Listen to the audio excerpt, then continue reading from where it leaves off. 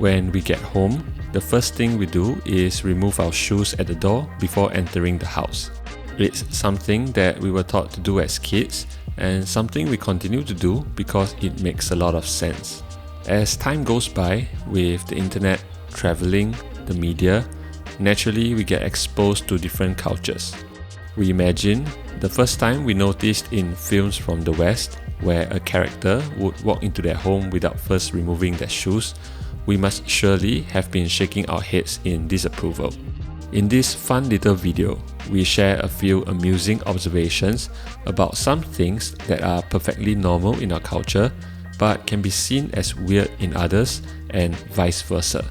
At the end of the video, we invite all of you to join in the comments for a light-hearted discussion about which sides of the fence you're on. The first group of differences is about the interpretation of cleanliness at home. We're not saying any culture is cleaner than another, just that different parts of the world can have different ideas of what's acceptable in their living space. For example, as you already know, we don't wear shoes at home. We tend to treat home like a sanctuary. There is a very distinct line drawn at our doorstep. On one side of the line is home, clean, and anything beyond is not so clean.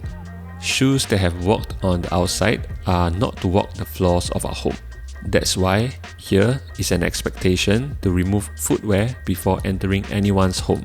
It's just the polite thing to do. Some even have the habit of washing their feet the first thing after entering their own or a host's home.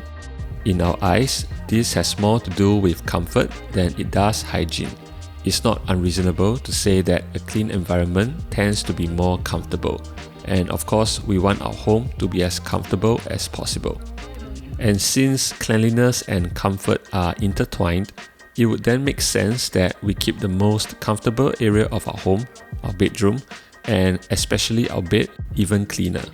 Just like how shoes that have been outside have no place walking the floors of our home, clothes that have been outside have no place on our bed as well. So it's an unspoken rule that neither of us are allowed to head to bed without first taking a shower and changing into a fresh set of clothes. And partly because of this clean bed rule, the obvious choice for the time of day for us to take a shower would be in the evening. But from what we understand, in many other parts of the world, the opposite tends to be the norm. One takes a shower in the morning and not necessarily in the evening. Even coming home after a long day, it's perfectly fine to go to bed and wait until the next morning to have a shower. We know some of these things may be entirely up to the individual rather than culture, but the three things we talked about are probably closely linked to one another. If, like us, you start with a culture of not allowing shoes at home, you're probably more likely to not be okay with having outside clothes on your bed. And if you're a little particular about the cleanliness of your bed, then you probably think a shower in the evening is an absolute necessity. When you put all that together, you can imagine how it makes us squirm a little when we see characters on TV come home after a rough day without a shower or even a change of clothes, jump right onto their beds with their shoes still on, no less. Those are all totally unacceptable in our books. But we can also understand if someone from the other side of the world finds our attention to the cleanliness of our floors and our bed to be a little excessive.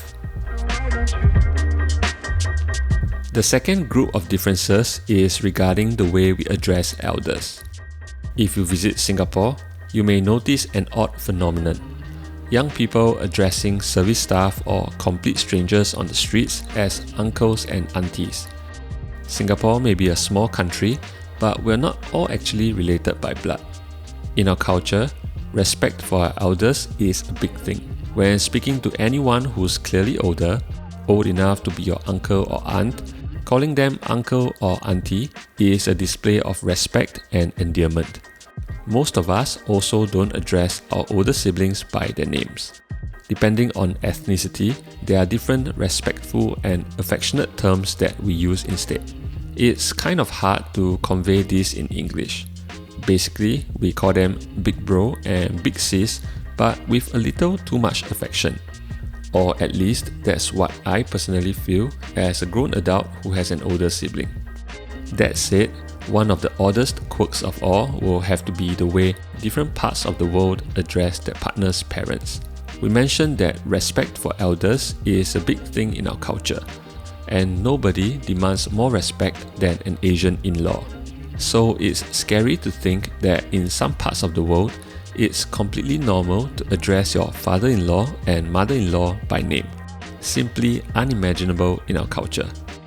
In fact, many Singaporeans probably don't even know the names of their partner's parents because they start off as uncle and auntie when dating and become dad and mom once married.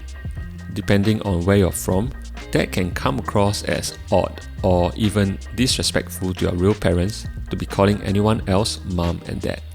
But in many cultures, such as ours, that is the expectation. We always find it fun to learn and talk about these little differences between cultures. Despite our sameness as one human race, it's interesting how what's considered normal or weird can differ so much depending on where and how you grew up. Although with the help of the internet, it's easier than ever to learn about different cultures and even experience what it's like being in another country without leaving your home. But sometimes there are unwelcome reminders that you're not actually in another country, such as when you come across geo-restricted content, which is our favorite thing about our sponsor for today, NordVPN, a virtual private network service that can help make your browsing on the internet a little more private. With NordVPN, you can change your virtual location to any of the 60 countries that servers are situated in. That means you can access certain geo-restricted content that you otherwise wouldn't have been able to on up to 6 of your devices. NordVPN is offering our viewers a discount on their 2-year plan, plus you also get an additional month free. Head over to nordvpn.com/thoughtworthy and give it a try with their 30-day money-back guarantee. So we have no idea if a video like this was entertaining or insightful at all. So if you enjoyed it, consider giving a thumbs up and let us know in the comments if this is something you'd like to see more of. On top of that, we hope you join in the conversation down below. Tell us where you're from. Do you allow shoes in your home? Would you go onto your bed before you've taken a shower? And how would you address your partner's parents? Bonus points for elaborating. We'll see you in the next video. Have a good one.